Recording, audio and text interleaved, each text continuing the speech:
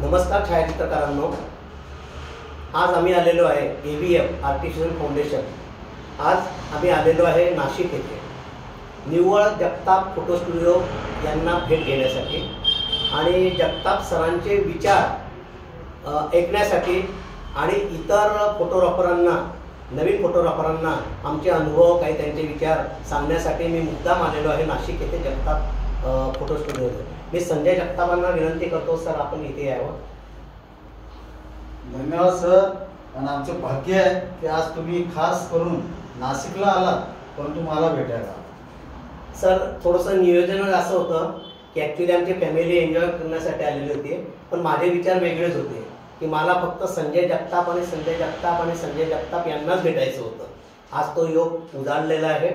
याच्यामध्ये आम्ही चर्चा करणार आहे युवक छायाचित्रकार, विचार कार्यपद्धती आणि मार्गदर्शन या विषयावर विचार मंथनासाठी आमंत्रित मला केलेले आहे जगताप सरांनी। नवीन छायाचित्रकारांचे विचार, कार्यपद्धत, ज्येष्ठ छायाचित्रकार यांचे विषयी विचार, मार्गदर्शन, नवीन जुने अनुभव विचार, की जेणेकरून नवीन जे छायाचित्रकार असतात ते ॲक्च्युली यंग ब्लड आहे त्यांचं आणि त्यांना त्यांची जरा दुनिया वेगळी असते। सांगायचे विशेष म्हणजे आता आम्हाला अनुभव आहे म्हणून किंवा दिसतं म्हणून सांगतो, आमची दुनिया वेगळी होती। आमचा जो तो ॲनालॉगस सिस्टीम होती, आता डिजिटल आलेला आहे। सहजासहजी यांना फोटो काढता येतो, कॅमेरा काढतो आणि फोटो लॅबमधून प्रिंट केलेला तेही पण आता नेटवर टाकलं, म्हणजे खूप सोपं करून दिलेलं आहे गुगलने किंवा नवीन जनरेशनचा। तो आमचा काळ वेगळा होता। आता आमच्या काळासाठी जास्त आम्ही त्याबद्दल बोलत नाही, पण आपण आता चर्चेला सुरुवात करू सर। किंवा सगळ्यात पहिला विषय आपल्याला असा घ्यायचा आहे युवक छायाचित्रकार, विचार आणि कार्यपद्धती। तर याच्याबद्दल तुम्ही काय सांगू शकता सर? आज गेले 38 ते 40 वर्षे या फोटोग्राफी क्षेत्रात काम करताना माझं असं लक्षात आलं की जुना काळ आणि आत्ताचा काळ खूप बदल झाला। जसं तुम्ही सांगितलं किंवा मी जे काम केलं, तुम्ही काम केलं, किंवा जे काय आपले सिनियर, पूर्वी डार्करूम होता, म्हणजे अंधारातून उजेडात जाणारे लोक होते। आता तो प्रकार राहिलेला नाही आहे। कॅमेरामध्ये आणि फोटोग्राफीमध्ये खूप बदल झाले, टेक्निकल नॉलेज बदललं, वस्तू बदलल्या आणि कॅमेरा कंपनीने त्याच्या सुविधा बदलल्या। परंतु ज्या गोष्टी नवीन पिढीला, या नवीन फोटोग्राफरला भेटल्या पाहिजे त्या समाजाकडनं किंवा आपल्या फोटोग्राफी क्षेत्रातून मिळत नाही, अशी मला खंत जाणवते। ती म्हणजे काय की आज जो काही फोटोग्राफर नवीन येतोय तो कॅमेरा घेण्याचं त्याच्याकडे कुवत आहे, आपल्याकडे नव्हती पूर्वी। म्हणजे त्यावेळेला 5,000 रुपयाचा पेंटेक्स किंवा निकॉन मॉडेल घ्यायचं तर खानदान सुद्धा विचार करत होते, आईवडील तर लांबच। म्हणजे अशी परिस्थितीमध्ये आपण बाहेर आलो। आज 2.5 ते 3 लाख रुपये, 10 लाख रुपये इन्व्हेस्टमेंट मुलं करतात, कॅमेरा घेत आहेत, फोटोग्राफीला सुरुवात पण करतायत। परंतु त्या फोटोग्राफीमधलं जे खरं गांभीर्य आहे किंवा व्यवसाय कसा केला जातो, समाजामध्ये आपल्याला त्याची प्रतिमा कशी आहे, छायाचित्रकार म्हटल्यानंतर आजही आपण बघतो की एक फोटो अनेक शब्द सांगतो। तसं लग्नामध्ये आपल्याकडे बघणारे लोक असतात आणि लग्न झाल्यानंतर जे काही आपण काम देतो ते आजच्या मर्यादित नाही। म्हणजे आजचे जे फोटो म्हणताय सॉफ्ट कॉपी, बस फोटो काढले, सॉफ्ट कॉपी दिलं, लग्न संपलं, नाही, असं नाही आहे।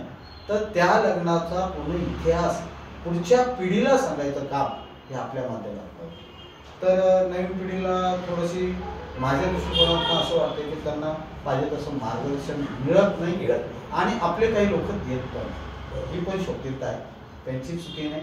आणि तिसरी अजून शोकतीत आहे की हे मुलं पण आपल्याजवळ येत, बरोबर, ते कुठेतरी असं घडलं पाहिजे की जेणेकरून सिनियर, ज्युनियर आणि टेक्निकल याची जर सांगड झाली ना, निश्चित हा फोटोग्राफी खूप चांगला व्यवसाय।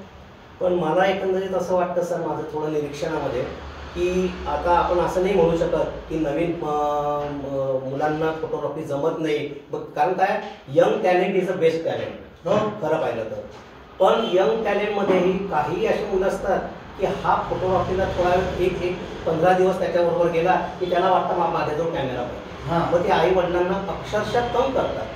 आई वडील माझ्याकडे येतात, आमच्या मुलाला काही समजून सांगा। मग आपण प्रयत्न करतो, बाबा तुझा जो काही अनुभव आहे का, तू काही करतो, पण तो शिकेला पेशलेला असतो, मला कॅमेरा घ्यायचा आहे। तसे तरी वडील त्याला पैसे देतात, पेन्शनचे पैशातून त्यांना कॅमेरा घेऊन देतात, काही म्हणजे इझी घेऊन देतात। आपल्यासारखं त्यांना स्ट्रगल करायला मिळत नाही किंवा करत नाही।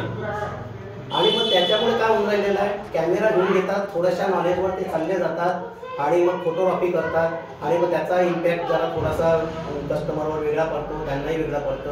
तर त्याच्याबद्दल तुम्हाला काय सांगायचं आहे किंवा त्यांनी कसं लक्ष द्यायला पाहिजे किंवा कसा स्टेपिंग करायला पाहिजे? नाही, एक हाऊस म्हणून नुसता हा व्यवसाय नाही आहे.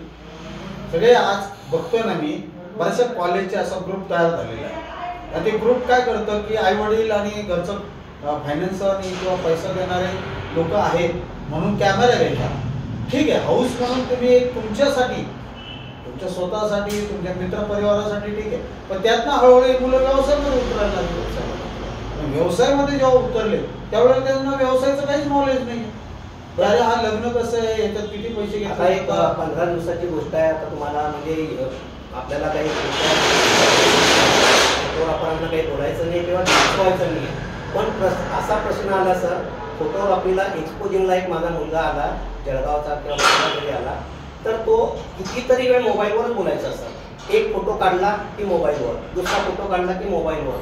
पण मी लांबून फक्त निरीक्षण करत होतो, कारण की बोललं तर तो माझं काम खराब करून टाकेल अशी मला जरा थोडीशी धास्ती होती. कसं असतं, पाहणारे लोक खूप असतात आणि ते बघतात की हा नुसता मोबाईलवरच बोलतोय.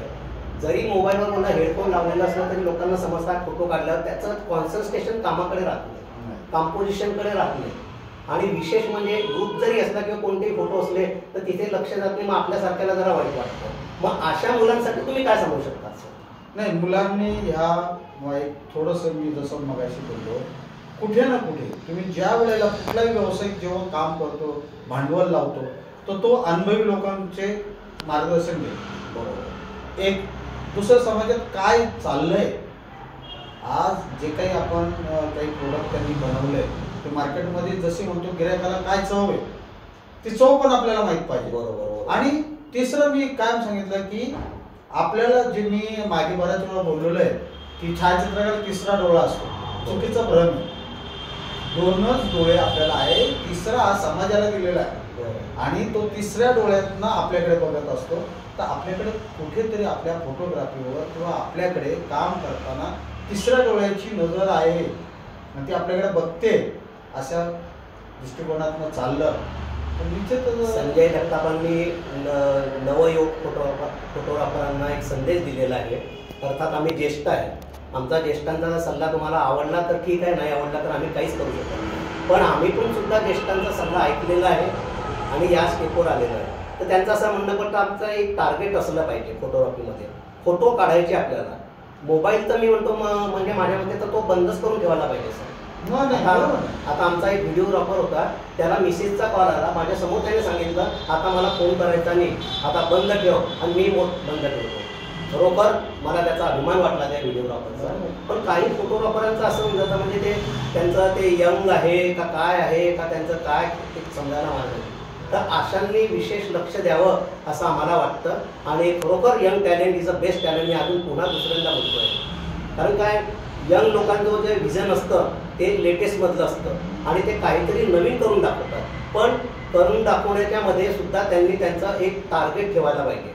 आपण फोटोग्राफीला गेलो तर फोटोग्राफीकडेच लक्ष द्यायला पाहिजे. एक फोटो काढून घेतला आणि मोबाईलवर बोलणं म्हटलं म्हणजे मग त्या फोटोमध्ये कोणाचे डोळे बंद झाले आहे, कोणाचे उघडे आहे, हे तुम्ही सांगू शकत नाही. आणि आम्ही एक्सपोजिंग दिला म्हणून ते आम्हाला नंतर टॅकल करावं लागतं मग, किंवा कसे काढले तुम्ही फोटो. तर असे आता दुसरा प्रश्न असा आहे सर त्याच्यामध्ये की नवीन छायाचित्रकार आणि जुने छायाचित्रकार हा विषय तर आपण आता घेतलेलाच आहे. पण आता नवीनमध्ये काय होऊन जातं, एक्सपोजिंग दिली आपण कोणाला, बाई देवी आपल्याकडे काम आलं, आपण कॅपेबल आहे काम करायला, तर एक्सपोजिंग दिल्यावर एक्सपोज करून देणारा तो इतक्या आत्मीयतेने एक्सपोज करून देत नाही, तिथे लक्ष देत नाही. पण त्याचा अल्बम जेव्हा बघतो आपण, जेव्हा त्याची फोटोग्राफी पाहायला जातो आपण, तेव्हा त्याच्यामध्ये खूप त्याने जीव ओतलेला असतो. तर असा यांचा विचार का होत असेल सर? ते म्हण आहे ना, पूर्वी म्हणायचे की आई मरण मावशी मिळत. आता फोटोग्राफीत उलट आहे की काय असतं, ह्याच फरक आहे. पण जे काही चांगले पण एक्सपोजिंग करणारे आहे सर, त्यांना आज भरपूर काम आहे. बरोबर सर, कुठली तारीख खाली नाहीये का, तर त्यांचं कामात लक्ष आहे. ते आपली ऑर्डर म्हणून समजून काम करतात, कारण त्यांचं हक्काचे पैसे जे पाहिजे ना ते मागून घेतात आणि ते हक्काचे पैसे त्यांना मिळतात ना, तर ते कष्टाने काम करतात, चांगले काम करतात, चांगले कॅमेरे वापरतात, वेळ देतात, गप्पा कमी करतात, तुम्ही म्हणता तसं मोबाईल वापरत नाही, या सगळ्या गोष्टी काही फॉलो करतात आहे. जसं तुम्ही बोललात, आज ही पूर्ण फोटोग्राफी हळूहळू हे नवीन पिढीकडे चालते आणि त्यांना सांभाळायची आहे. पुढचं सगळं इतिहास हे बनवणार आहे. तर कृपया फक्त एवढंच आहे विनंती, हा जुदा भाव, जुना नवीन सिनियर असं न करता आपण एकत्रित आलो तर निश्चित काम चांगलं. आणि हा इतिहास नाशिकमध्ये आम्ही केला, बरोबर. आणि याच्यामध्ये एक थोडंसं असं जाणवतं, आता दुसरे व्यवसाय बघा, न्हाव्याचा व्यवसाय बघा, डॉक्टरांचा व्यवसाय बघा, सगळ्या व्यवसायामध्ये बरोबर 1/3 प्रॉफिट करूनच राहिलेले आहे. हो. म्हणजे आपण जर कधी एका डॉक्टरकडे गेलो आणि त्याने सांगितलं की बाबा तुम्ही आता ही टेस्ट करून आणा, तर त्याची पहिले 300 रुपयाची फी त्याने घेतलेली असते आणि आपण टेस्ट करून आणतो, त्याच्यानंतर तो काही ट्रीटमेंट लिहून देतो, त्याचे पुन्हा तो 300 रुपये घेतो सर. म्हणजे काय की त्याच्याजवळ जे नॉलेज आहे की कोणत्या गोळ्या द्यायच्या, कशा द्यायच्या, त्या नॉलेज त्या नुसत्या बोलण्याने तो एवढा पैसा घेतो. तर आपल्याला सर मोठमोठे कॅमेरे घेऊन गावोगावी जावे लागतं, त्याच्यात इन्व्हेस्टमेंट करायला लागतं. तर फोटोग्राफरांनी त्याच्यामध्ये आपण आपला स्टेटस ठेवायला पाहिजे. आपण किती पैसा घेतोय कोणाकडनं ते फार महत्त्वाचं आहे. सुरुवातीला तुम्ही नवीन कॅमेरा घेतलाय म्हणून असं नाही की बाबा मला कॅमेऱ्याचे पैसे वसूल करायचे आहे, मला मी बँकेत रुपये घेतलेला आहे, पण तिथेच लक्ष देणं जरुरीच आहे. पैसा हा तुम्ही सुरुवातीपासून घेतला तर तुमच्याजवळ एक प्रकारचा पैसा शिल्लक राहतो. नाहीतर 5 वर्षांनी विचारलं वडिलांनी, अरे बाबा आता त्या तुझ्या मुलाचा वाढदिवस करायचा आहे तर काय, तो मुलगा म्हणतो सर माझ्याकडे पैसेच नाही आहे. मग वडील म्हणतात तू 5 वर्षामध्ये काय कमवलं, मी तुला काहीच पैसे मागितले नाही. कारण काय त्यांच्याजवळ एक प्रकारचं गणित नसतं, किती कमवले, कुठे टाकले, काय टाकले. तर याच्याबद्दल तुम्हाला काय वाटतं सर? सर्वात आज मी बघतोय ना तर फोटोग्राफीकडे जास्त कल हा तरुण वर्गाचा. परंतु तरुण वर्ग कुठला आहे, तर एक कॅटेगरीचा जो शिकलेला आहे तो तुम्ही म्हणता ते योग्य करत नाही त्याला, कारण त्याला हे सगळं नॉलेज आहे. त्यांनी नोकरी सोडून व्यवसाय दुसरा सोडून या क्षेत्रात आला, मग त्या सगळ्या गोष्टींचा तो वापर करतो. पण कुठेतरी खंत अशी पण वाटते की असं बोलू नये माझ्या बांधवांबाबत, पण बरेचसे कमी शिकलेले इतर व्यवसायामध्ये त्याची डेअरिंग नाही, बरं का, 12 तास 8 तास काम करायची क्षमता नाही, सगळ्यात चकाकी आणि लवकर पैसे मिळतात असं अट्रॅक्शन असणारा, बरं का, फिरायला मिळतं, बघायला मिळतं, लग्न सोहळा बघायला मिळतो, या सगळ्यात काही गोष्टी घेऊन जो येतोय ना तो फोकसच करत नाही.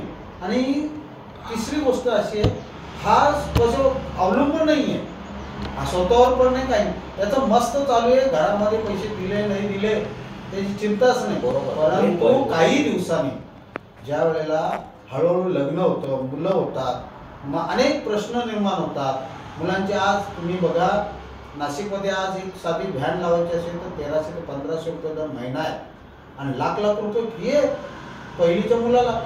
मग हे सगळं जेव्हा येतं, डिलिव्हरी येते, मग एखादा फ्लॅट घेतला असेल, गाडीचा हप्ता, मग तो कुठेतरी तिथे जाऊन अडकतो आणि मग त्यावेळेला अजून तो गडबड करतो.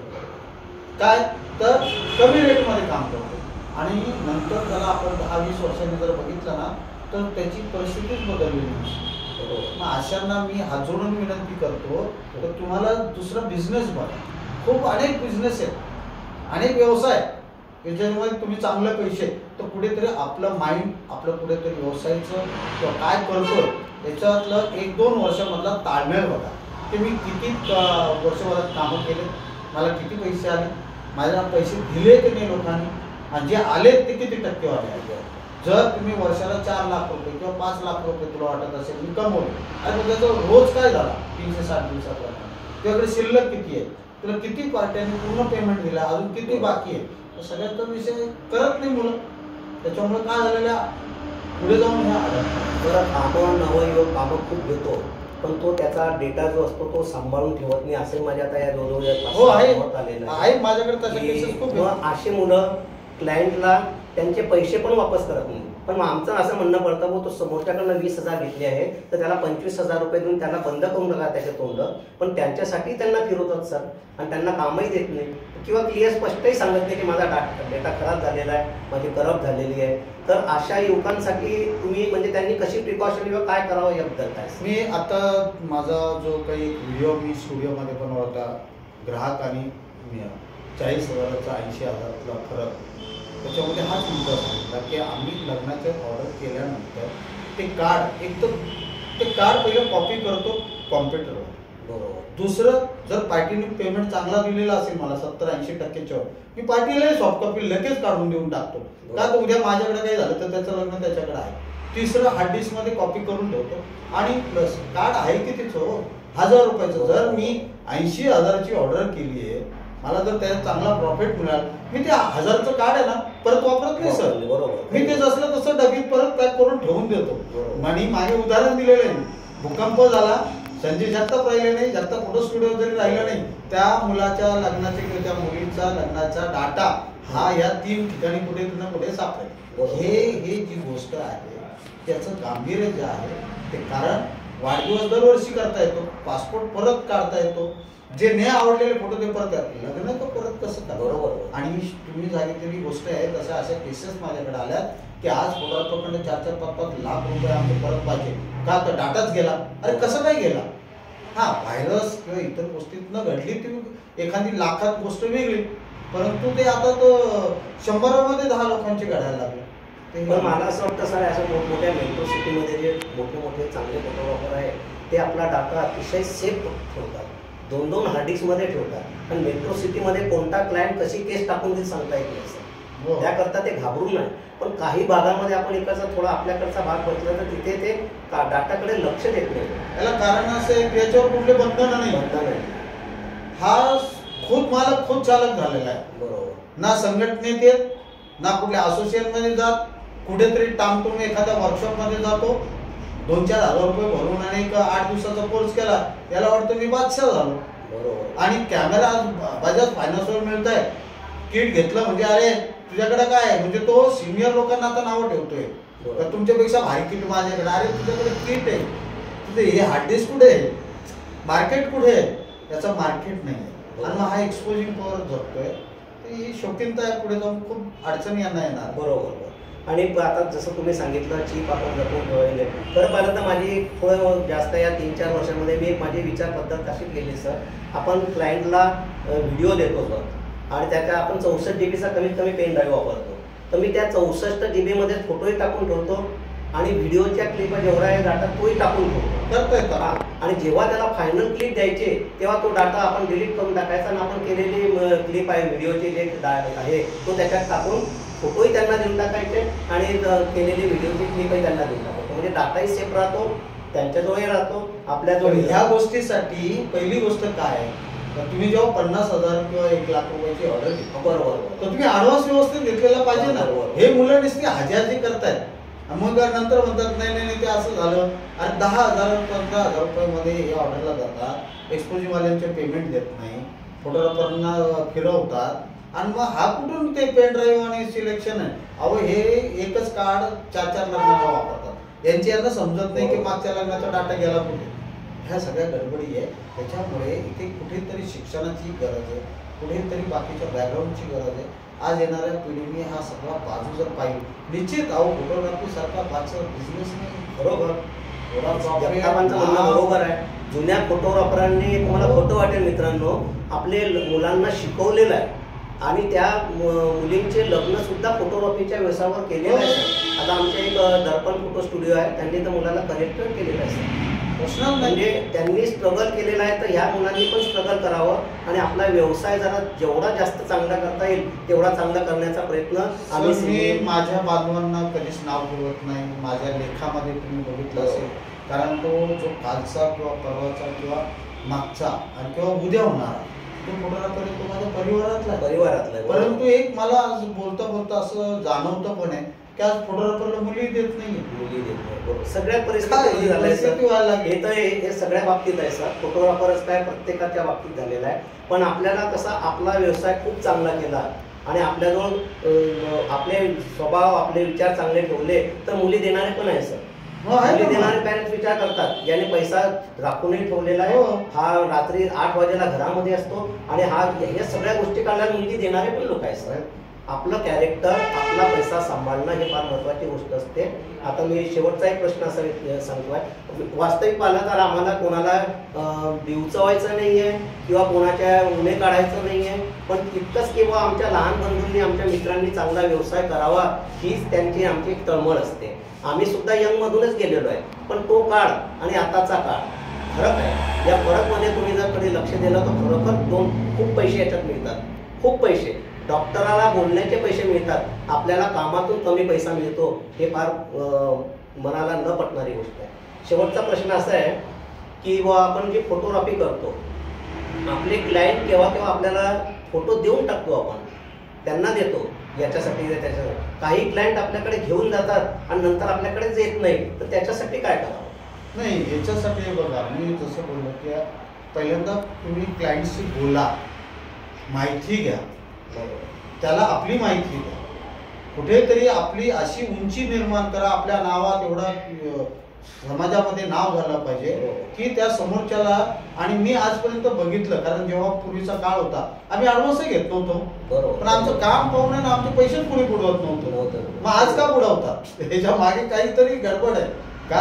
आपण थोडंसं हुशार पण राहिलं पाहिजे. सगळं सोडून देणं पण नाही महत्त्वाचं. आज ज्या वेळेला तुम्ही जर ऑर्डर घेतली ती 50,000ची असेल का 40,000ची असेल, त्याला एक पॉईंट ठेवले पाहिजे की बुकिंग आहे, ठीक आहे, त्यांनी 10,000 रुपये ॲडव्हान्स दिले, तर जेव्हा तो डाटा मागायला येतो ना तेवढे त्याला जाणीव करून द्या, अरे डाटा देतोय पण उद्या तू नाही आला तर मग बरोबर नाही, तुला ज्या वेळेला 15,000 रुपये की 20,000 रुपये अजून द्यावा लागेल. एक अंदाज काढा की आपल्याला व्हिडिओला HD करायला याला खर्च किती आहे, 3 ते 5,000. अल्बम करायचा असेल तर किती खर्च आहे, 10,000. याने 12 ते 13,000 रुपयाचे फक्त बॅलन्स राहिले पाहिजे. बरोबर, तेवढे बॅलन्स ठेवून जर त्यांनी डाटा नेत असेल ना तर नाही आला तरी चालेल. फार मोठं मार्गदर्शन जगताप सरांनी त्यांच्या अनुभवाने, त्यांच्या एज फॅक्टरने आपल्याला दिलेलं आहे. तर या व्यवसायात आम्ही पण म्हणजे जवळजवळ म्हणजे मी 61चा जन्म आहे, मग 68-69 पासून मी फोटोग्राफी करतो. सिनियर आहात असं उद्या सिनियर असले तरी आता सिनियर ज्युनियरचा प्रश्न नाही आहे. आपलं कार्यपद्धतीला महत्त्व असतं. आता काही जास्त वेळ न घेता मी जगताप सरांनी फार मोलाचा सल्ला आपल्या नवीन फोटोग्राफरांना दिलेला आहे, तो पाळावा, जेणेकरून आपला लाईफ सॉफ्ट व्हावं, सुंदर व्हावं. जिओ और जीने दो हा एक उद्देश ठेवावा. जगताप सर, आपले धन्यवाद सर. आणि आपले पण तुम्ही खास माझ्यासाठी नाशिकला आलात, भेट दिली, हे माझं भाग्य आहे. आणि मला वाटतं फोटोग्राफीमध्ये खरं हेच भाग्य आहे की ज्या आयुष्यामध्ये तुम्हाला रिटायरमेंटला उपयोगी येणार. धन्यवाद. ABF artificial foundation Bhusawal, Rajendra Jawale, सेवानिवृत्त कला शिक्षक, सेंट्रल रेल्वे स्कूल भुसावळ. धन्यवाद मित्रांनो.